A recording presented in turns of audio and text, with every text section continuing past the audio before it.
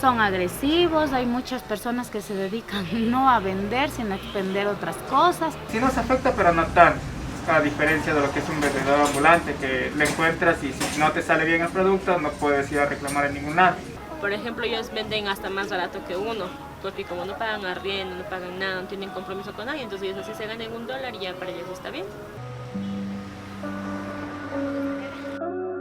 Las calles de Quito nos inundan con sus aromas y sabores, sus colores y su gente. Sin embargo, entre veredas y calles adoquinadas, entre paredes improvisadas de cartón o plástico, también nos encontramos con la dura realidad del comercio informal. ¿Qué es este hecho social? ¿Qué implica? ¿Cuál es su situación y las consecuencias de esta actividad a nivel económico? Nos planteamos preguntas que, gracias al precipitado ritmo de la vida urbana, pocas veces podemos descifrar. Pese a que convivimos en medio de ello, ahora resulta pertinente abordar una problemática cuya urgencia es cada vez más ineludible. Me pasó recién la semana pasada que vino a ofrecerme producto el chico de Oriental. Oriental es una industria que no tiene distribuidor, ellos son directamente. Pero aquí hay un joven que da 2 ajís por $1. Y el chico justo, el vendedor, estaba aquí y me dice a 57 centavos cada ají. Se supone que si el chico está ofertando 2 por $1, es porque obviamente lo cogió no sé a dónde, pero a un precio más económico, porque tuvo que haber tenido su rentabilidad. La estructura del mercado laboral le puedes dividir tú en dos formatos, como para simplificar. Lo formal y lo informal. Lo formal es aquello que se establece dentro de unas reglas de juego claras, en este caso del capitalismo moderno, con un contrato laboral, con prestaciones, con un salario, mientras que lo informal viene a ser todo lo que no cumple estas características. En este caso, en el caso del Ecuador, hay algunos datos que son preocupantes respecto a esto. Por ejemplo, sobre todo la caída del empleo adecuado. El empleo adecuado es justo las características que te mencioné. Personas que ganan un salario básico, personas que trabajan al menos 40 horas a la semana, personas que tienen un contrato estable y personas que tienen acceso a seguridad social. 4 dimensiones. Eh, Todos los que no son empleados adecuados son aquellos que ganan menos del básico, que trabajan menos de 40 horas, que no tienen todas estas prestaciones. Y son el 50% de los trabajadores ecuatorianos. Este es un dato fundamental. Tan solo 3 de cada 10 trabajadores tienen un empleo adecuado. Y eso porque además existen dudosas metodologías del INEC que últimamente se han discutido un montón. Seguramente son bastante menos respecto al global de trabajadores que existen. Pero ya aquí un dato clave, y es que casi 50% de trabajadores poseen un empleo que no les garantiza un salario de al menos $400, que no les otorga acceso a seguridad social o prestaciones de jubilación, que no les entrega, que no les permite trabajar al menos 40 horas y por lo tanto ganar en proporción, y que además tienen otra serie de dificultades. Estos trabajadores entran en lo que conocemos como la informalidad. El Instituto Nacional de Estadísticas y Censos propone las categorías de empleo no pleno y subempleo para abarcar a las personas que se encuentran en el trabajo informal. El empleo no pleno involucra a las personas que perciben ingresos inferiores al salario básico y que no rigen su actividad bajo la jornada legalmente establecida. Además, no tienen el deseo o la disponibilidad para trabajar más horas. El subempleo es la categoría que abarca a personas que no perciben el salario mínimo vital, que no trabajan las horas contempladas en la ley y que además sí tienen el deseo o la disponibilidad para trabajar más. Este es uno de los indicadores más alarmantes. En 2021, tras el impacto económico de la pandemia por el COVID-19 y una gestión gubernamental ineficiente, la tasa de desempleo se ubicó en el 5,7%, siendo una de las cifras más altas desde el 2014. Sin embargo, según el mismo INEC, la tasa de empleo pleno es del 34%, cifra que ha decrecido en 8 puntos porcentuales desde que inició el gobierno de Lenín Moreno. Pese a ello, ¿dónde está el porcentaje restante? ¿Dónde están quienes no se ubican en el desempleo ni ocupan un empleo pleno? La respuesta sigue radicando en el empleo informal. Pero ahora que ya tenemos una definición desde la perspectiva económica, vamos con el sociólogo y docente universitario Tomás Quevedo, quien nos da otra definición desde una perspectiva sociológica. Pues el comercio informal es una actividad que por lo general tiene una característica principal y es que se da en la calle, ¿sí?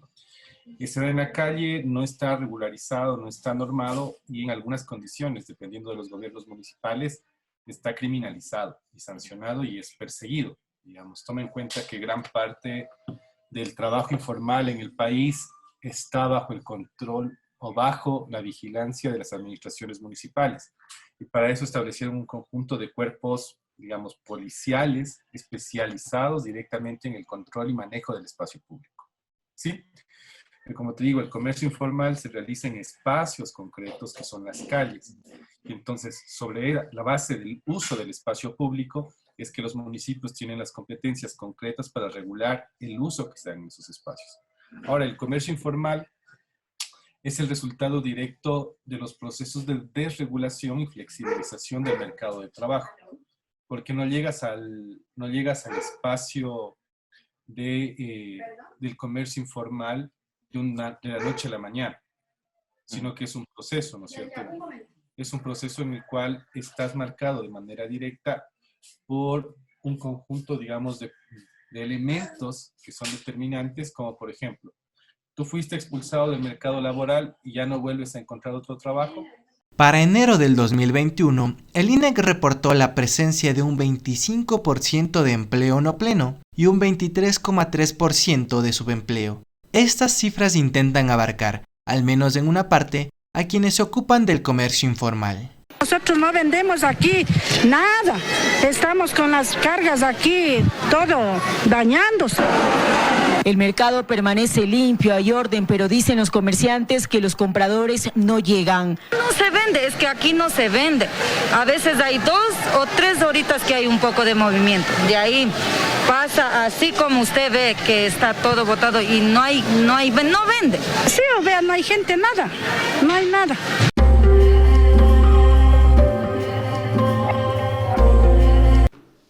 Él es Germán José Álvarez, es directivo de la empresa ecuatoriana de la industria textil HB Fashion. El contrabando definitivamente es un cáncer de la producción local, ¿sí?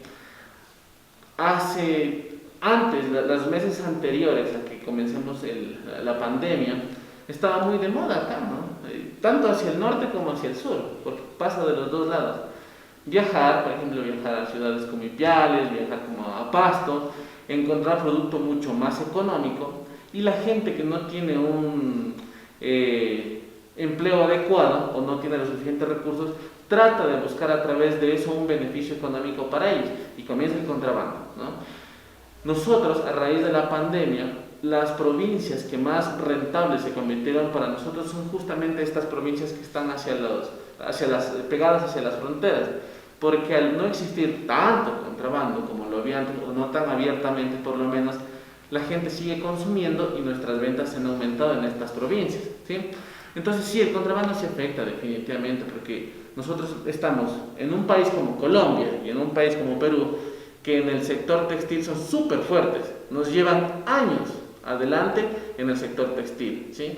Y a nosotros nos afecta, no es fácil, la gente dice, en Gamarra, allá en el Perú, encontramos camisetas polo a $5, nosotros no nos da el costo para hacer una camiseta de ese tipo, esos costos.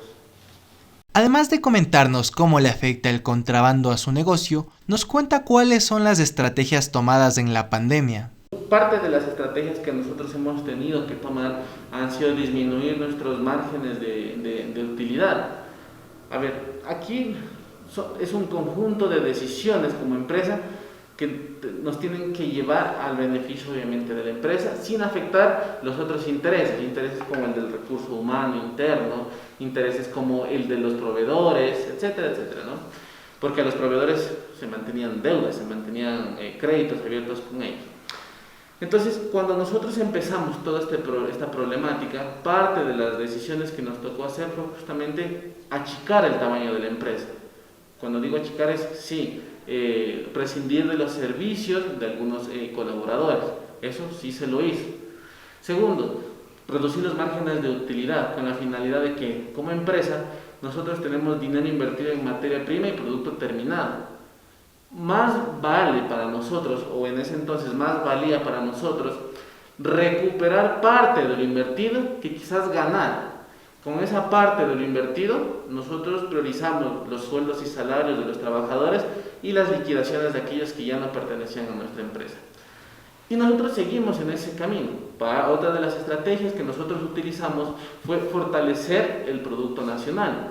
Nosotros como empresa fabricante producimos ciertos productos, pero tenemos empresas amigas que producen productos complementarios a los nuestros. Ejemplo, nosotros producimos camisetas, ¿sí? Pero empresas que producen bluginería, que es algo que nosotros no lo hacemos. Comenzamos, en vez de importar bluginería, comenzamos a comprarle producto a los blugineros nacionales. Y en ese camino hicimos alianzas estratégicas súper buenas. ¿Qué tipo de alianzas? No teníamos el dinero para comprarles, pero sí tenían ellos el producto y viceversa. Lo que comenzamos a trabajar son modalidades de consignación, es decir, dame tu bluginería, yo la percho, yo la vendo, y de aquello que yo vendo, yo te pago, ¿sí? Y yo tengo un margen de contribución un poquito más alto, porque es un negocio, tiene que lucrar. Pero ¿cómo es posible que los comerciantes informales manejen precios tan bajos? ¿Y en qué forma puede esto afectar a la economía? El contrabando es uno de los motivos principales, y la deflación es el resultado más alarmante. Veamos por qué. Para la Fiscalía General del Estado, el contrabando es una actividad ilícita. Consiste en el ingreso o salida de mercancías del territorio nacional omitiendo los controles aduaneros. Según esta entidad estatal, el delito consiste en evadir controles y pagos de impuestos para maximizar las ganancias al momento de comerciar un producto. Lógicamente, un producto que omita controles y evade impuestos alcanzará un valor menor a bienes del mismo tipo que no fueron fruto del contrabando. Como queda expuesto, una de las principales razones que permiten este tipo de ofertas es el contrabando. ¿Pero qué implicaciones puede tener esto para la economía nacional? La deflación es un fenómeno económico. Consiste en una preocupante disminución de los precios en el mercado y en ocasiones conduce a recesiones económicas. Según el Fondo Monetario Internacional, una deflación resulta grave si es que la caída de los precios persiste durante 2 semestres consecutivos. En Ecuador, el 2020 cerró con una tasa de deflación del menos 0,93%. Para el 2019, la cifra apenas alcanzaba un menos 0,07%. De seguir esta tendencia, la situación es preocupante. La deflación está asociada al colapso de la demanda, la recesión económica y el desempleo. Una política monetaria propia podría combatir este proceso mediante la devaluación de la moneda. Sin embargo, no es el caso del Ecuador, donde las únicas alternativas son agresivas medidas de ajuste estructural o la presencia activa de un Estado, artífice de una política fiscal eficiente. ¿Qué es la deflación? El INEC de mes a mes te calcula el índice de precios al consumidor. Esto quiere decir una suerte de, digamos, pongámoslo muy sencillo, un promedio de los precios a nivel nacional. Entonces tú calculas, digamos, un producto tiene un precio 10, otro tiene un precio 5 y otro tiene un precio 3. Sacas el promedio de esos tres y dices el índice de precios al consumidor es 6. Si es que el próximo mes ese índice de precios al consumidor baja a 5, tú tienes una deflación. O si el próximo mes sube a 7, tú tienes inflación. Son los dos fenómenos, deflación e inflación. En el caso de la dolarización ecuatoriana, es muy complicado que exista una inflación alta, por principalmente 2 parámetros. El primero es que la dolarización ecuatoriana tiende a empatar y converger su inflación con la de Estados Unidos. Es el ideal, es por una de las razones por la que se sostiene la dolarización. No ha pasado en los últimos años, no obstante, no ha sido una relación, por ejemplo, que nos ha generado una hiperinflación o cuestiones así. Y la otra es que también, en el caso de nuestra economía, nosotros no podemos imprimir billetes. Y eso también juega un poco con la política monetaria. Ahora, aquí es donde entra una discusión importante, que principalmente, como todo en economía, es ideológico, aunque muchos no quieran reconocerlo, quieran decir que es técnico. Cuando la inflación, en muchos casos, para muchos analistas, se ve como una suerte de incentivo para producir o dejar de producir. Si tú tienes una suerte de inflación consistente, prudente, que ronda entre el 1 y el 1.5% por año, tú estás entonces planteando como una suerte de incentivo a los productores para que con los incrementos de precios, si es que estos no se ajustan, por ejemplo, a salarios, no se ajustan a tasas de interés, tienen un incentivo a seguir produciendo. Todo lo contrario hace la deflación. La deflación es que disminuyan los precios. Y si es que, por ejemplo, antes el riesgo de la deflación es que, por ejemplo, producir, pongamos un ejemplo, un quintal de arroz te cuesta $15, tú lo vendes a $20, tienes un margen de ganancia de $5. ¿Qué pasa si tú sigues teniendo esos $15 de costos, pero ahora lo vendes a $19? Perdiste $1 de ganancia. Es un desincentivo a que tú sigas produciendo y por lo tanto, racionalmente, que no pasa, pero racionalmente el productor dice, yo este mes dejo de producir, por lo tanto dejo de generar empleos, pero así ya no pierdo ese dinero que pude perder, por ejemplo, por esta disminución de precios. Ese es un argumento discutible. Yo no lo comparto primordialmente porque creo que Ecuador, al vivir en el dólar, tiene políticas monetarias más interesantes dentro de, sobre todo, la rama de la heterodoxia económica. Por ejemplo, tú tienes algunas potenciales inyecciones de liquidez dentro de la economía, la posibilidad de otorgar transferencias no condicionales a la ciudadanía, de modo que tú puedas incentivar el consumo. En el 2020, la Cámara de Producción y de Industrias insistía en las alarmantes consecuencias que traía el contrabando al Ecuador. Según Pablo Zambrano, el entonces director de este gremio, al menos el 70% de los cigarrillos que ingresan en el Ecuador son producto del contrabando. Además, según el empresario, la deflación solo sería uno de tantos problemas que afectan a la economía nacional.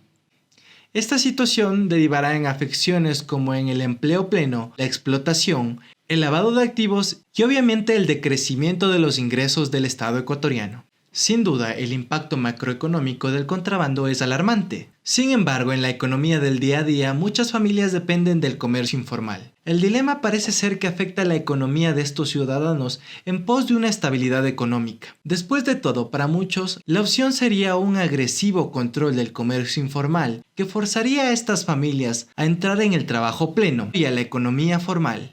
Esto, consecuentemente, reduciría los niveles de contrabando y fortalecería al sector privado. Pero en realidad, ¿esto es tan sencillo? Claro, es que muchas veces digo, no, o sea, la gente que está excluida, la gente que está en la calle ofreciéndote caramelos o ofreciéndote limpiar el parabrisas del auto, son gente que ya está en una condición de exclusión y que muchas veces es una población que es racializada. Sí, o sea, es una población entre negra, migrante, indígena, digamos, o con rasgos indígenas pronunciados. Entonces hay un proceso de racialización muy fuerte de esa gente que se dedica al trabajo informal.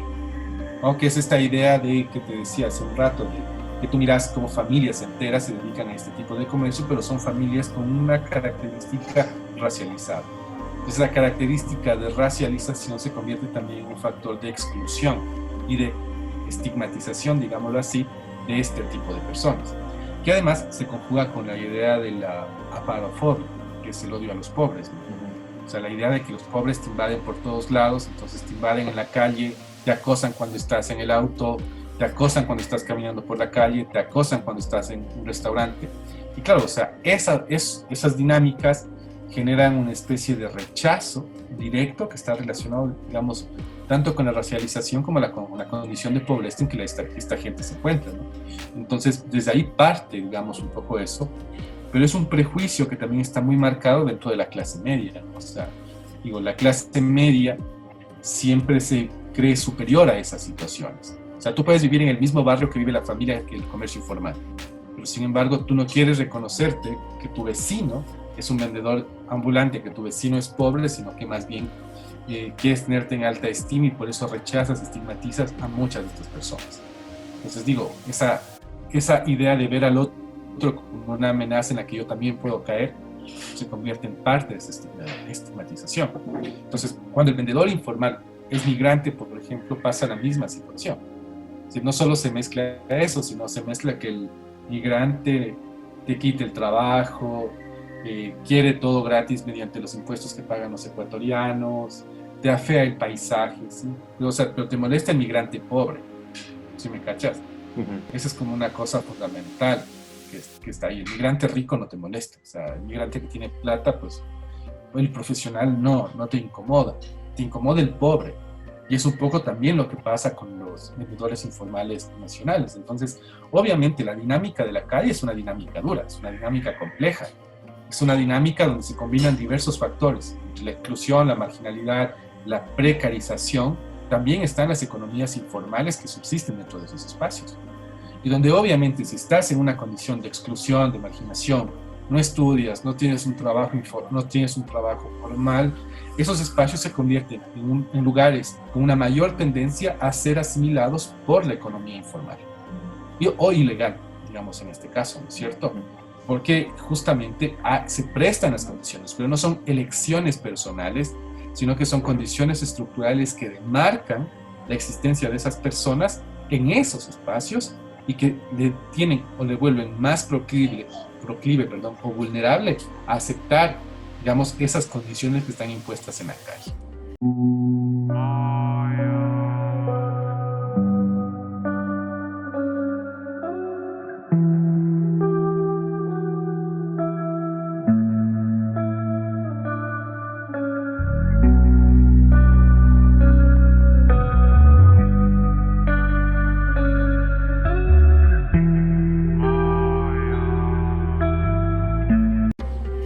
Es que la política pública debería estar enfocada en el fortalecimiento de las competencias de los individuos para enfrentar al mercado.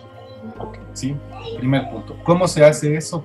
Mediante una política pública que permita, uno, la regularización y la construcción de espacios en que estos comerciantes puedan, primero, tener espacios de seguridad y de no persecución. Porque al final lo que estás criminalizando no es el comercio informal, sino la pobreza que está detrás del comercio informal. Entonces, una regulación punitiva sobre el uso del espacio público termina generando políticas de persecución, que es un poco las políticas municipales en los actuales momentos.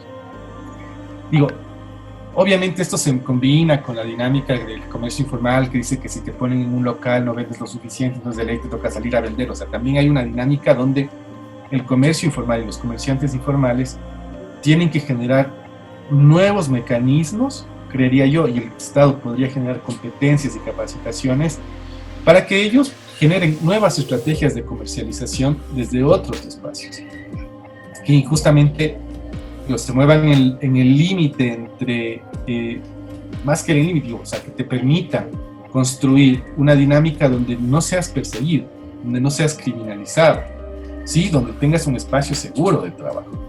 Entonces yo creo que eso es importante. Lo otro es medidas que aporten al fortalecimiento del mercado laboral formal. Porque mientras hay un mercado formal que te da estabilidad en el trabajo, que te da seguridad social, que te da contratos a largo plazo, eso impide, digamos, que el comercio informal crezca. Entonces hay menos competencia, digo, pero es complejo porque la regularización sobre el comercio informal va a tender o tiende a ser punitiva en casi todos los países, y el comercio informal, cuando no es realizado por gente local, es realizada por migrantes. ¿Sí me cachas? Entonces no es que por el momento yo veo una política pública que pueda ser eficiente para el control del comercio informal.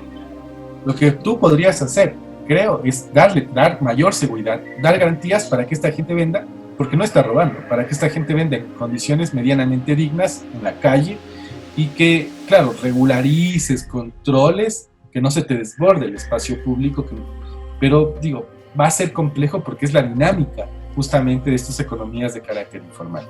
Pero creo que es difícil plantearte una política pública que limite el comercio informal porque siempre va a haber alguien que esté en la calle vendiendo algo. O sea, es como un poco complejo decir así como no va a haber comercio informal. Creo que una de las características del mercado en el mundo, en todo su proceso histórico, es que siempre alguien está vendiendo en la calle.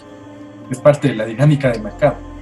Entonces es como que hay que entender esas dinámicas. Yo creo que hay que garantizar y crear condiciones de seguridad para que este tipo de comerciantes puedan trabajar dignamente.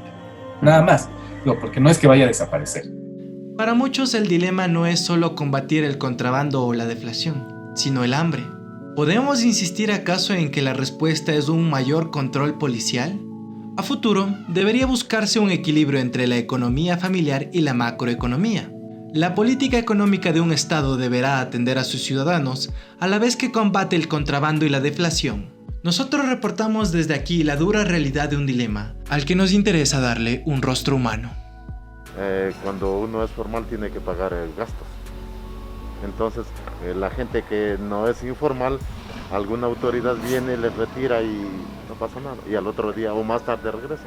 Y ellos no pagan, se llama agua, luz, arriendo o gastos. Cada rato tengo clientes que vienen y no, si a la vuelta están dando 10. Entonces yo les explico algo así, pues que ellos no son igual, ellos tienen compromiso, pero claro, el cliente eso no va a ver.